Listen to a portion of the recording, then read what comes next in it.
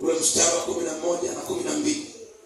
Biblia inasema, basi wakaweka wasimamizi juu yao wawatese kwa mizigo yao, na wakamjengea Farao miji ya kuwawekea akiba, Pihoni na Ramesesi. Lakini mstari wa 13, lakini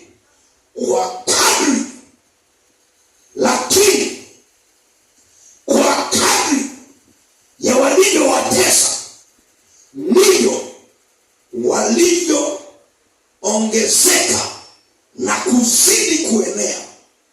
Ndio nao walichukiwa kwa sababu ya wana wa Israeli. Nisikilize nikwambie, sihubiri. Nisikilize. Vita zitainuka na shetani atainua vita. Lakini kadri vita zinavyoinuka, Mungu atageuza maadui zako wawe ngazi yako katika jina la Yesu. Wale wanaofikiri wanakukanyaga, wale wanaofikiri wanakwenda kumaliza, wamewekwa ili wakuangamize. Lakini nataka nikutangazie, Bwana atageuza majira yao, makusudi yao, kukuinulia wewe msaada, na kupitia wao utakwenda kumwona Bwana. Utakwenda kumwona Bwana. Utakwenda kumwona Adonai. Usiogope. Usikate tamaa. Usivunjike moyo. Usiondoke kwenye eneo lako. Tulia hapo. Aliye na uwezo wote anakujua. Yeye aliyekuumba anakujua.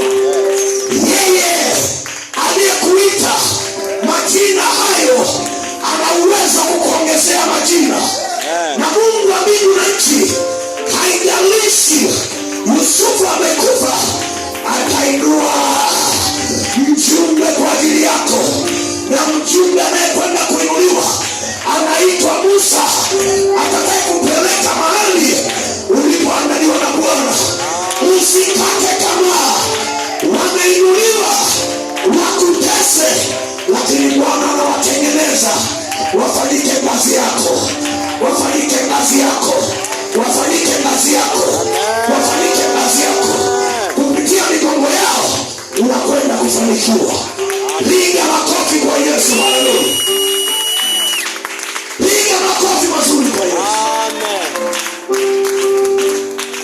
Jina la Bwana Yesu libarikiwe. Kuna mtu ananisikia vizuri? Hebu inua mikono yako juu. Inua mikono yako juu. Hebu mpe Yesu makofi.